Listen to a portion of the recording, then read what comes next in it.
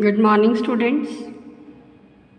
In today's lecture, we will continue the examples related to Fredholm integral equations of second kind with separable kernels. So our first example is invert the integral equation given by gs is equal to fs plus lambda integral 0 to 2 pi sin s cos t gt dt. Here we can see that this is Fredholm integral equation of second kind because the limits of integration they are fixed and the kernel is sin s into cos t, which is a separable kernel. Now the inversion of this integral equation means we are to find the solution of this integral equation in which the function g under this integral sign is replaced by the function f. It means we will prove that the solution of this integral equation is given by gs is equal to fs plus lambda integral 0 to 2 pi sin s cos t ft dt. Now to find the solution, let us write this integral equation by taking the term in s outside of this integral sign. So we can write gs is equal to fs plus lambda sin s into integral 0 to 2 pi cos t gt dt. Now let us denote this integral by c. So this integral equation can be written as gs is equal to fs plus lambda c sin s. Now let us find the value c and then we will substitute the value here to get the solution. Now because c is integral 0 to 2 pi cos t gt dt, let us find the value gt from here by replacing s by t. So gt will become ft plus lambda c sin t.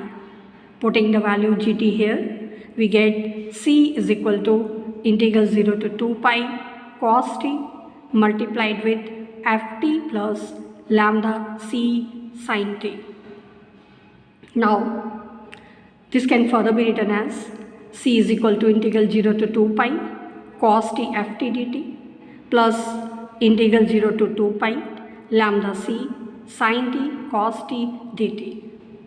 Because here f is not given, so we will keep this integral as it is.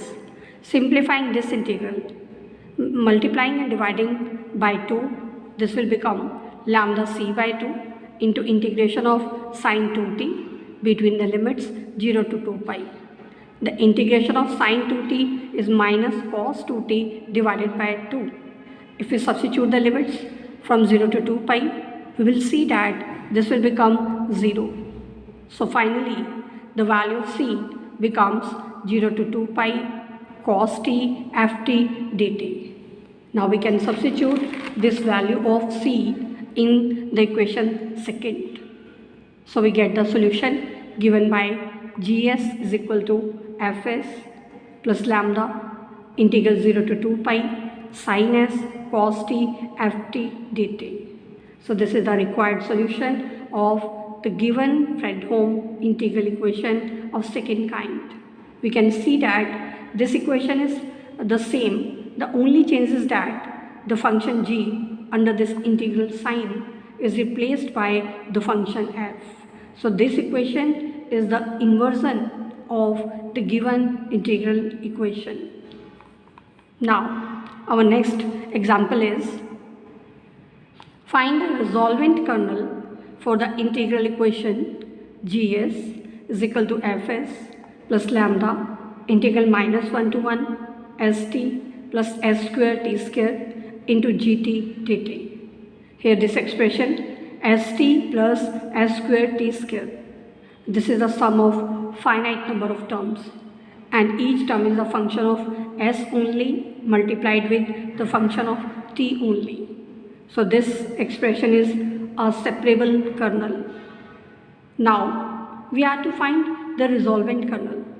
Resolvent kernel means the coefficient of ft under the integral sign in the solution of the given integral equation. So first of all, let us find the solution of this integral equation. Then in that solution, we will consider the coefficient of function f under the integral sign. That will give us the resolvent kernel for this integral equation. Now, to solve this integral equation, let us take the terms in as outside of this integral.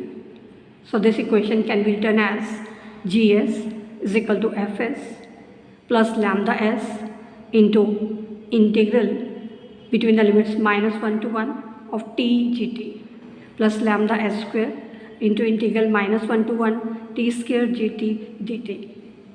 Now let us denote this integral by c1 and this integral by c2. So this equation becomes gs is equal to fs plus lambda s c1 plus lambda s square c2.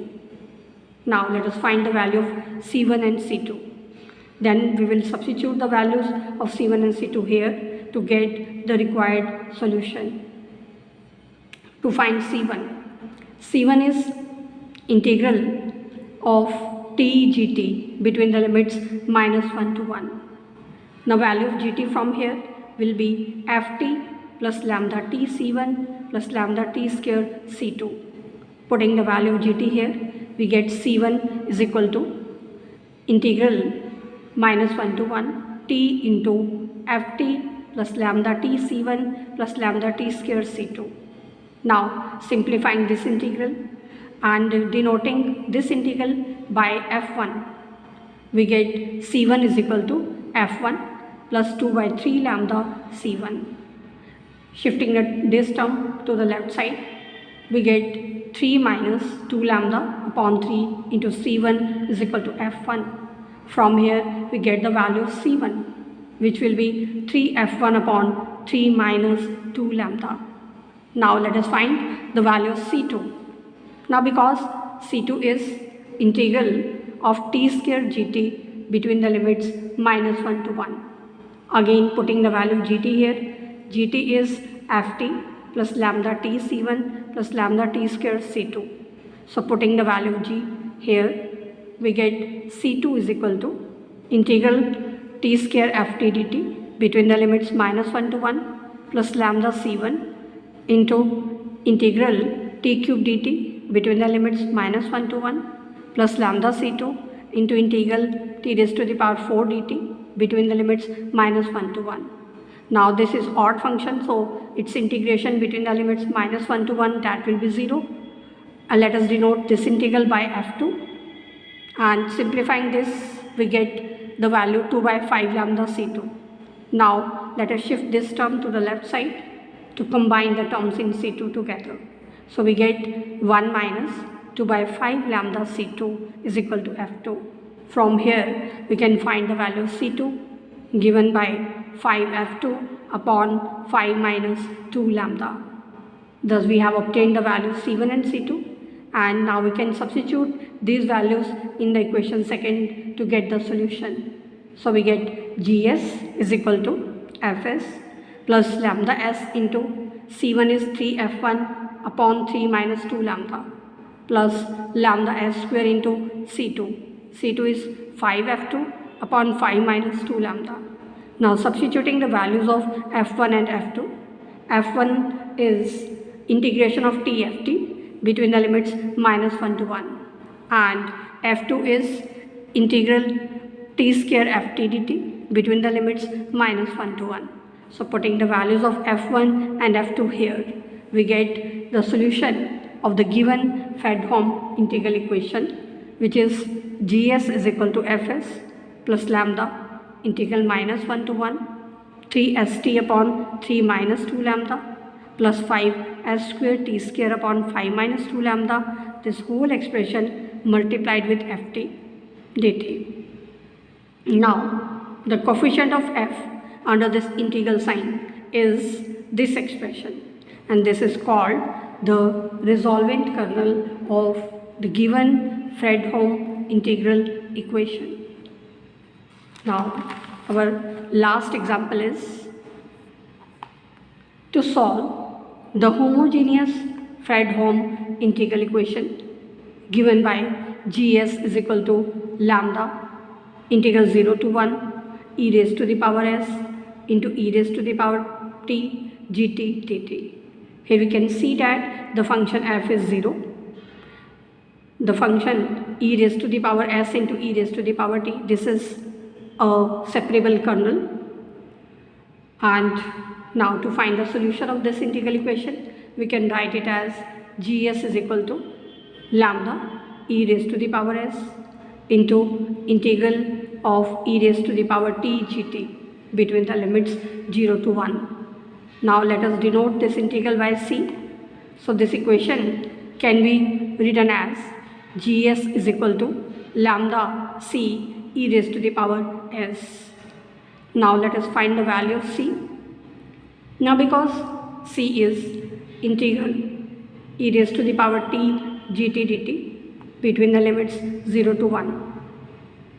Now the value gt from here will become lambda c e raised to the power t. Putting the value gt here and taking lambda c outside the integral sign, we get c is equal to lambda c into integral 0 to 1 e raised to the power 2t dt. Integrating this term and substituting the limits, we get c is equal to lambda c into e raised to the power 2 minus 1 divided by 2.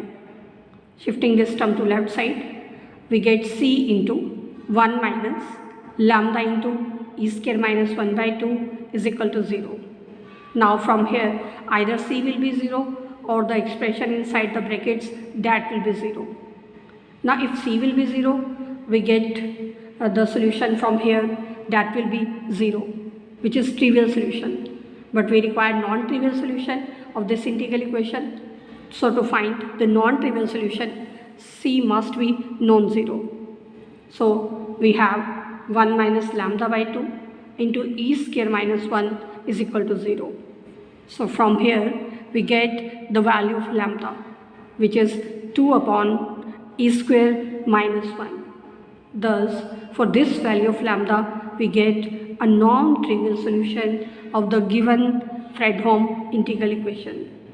And this solution is obtained from the equation second by putting the value of lambda.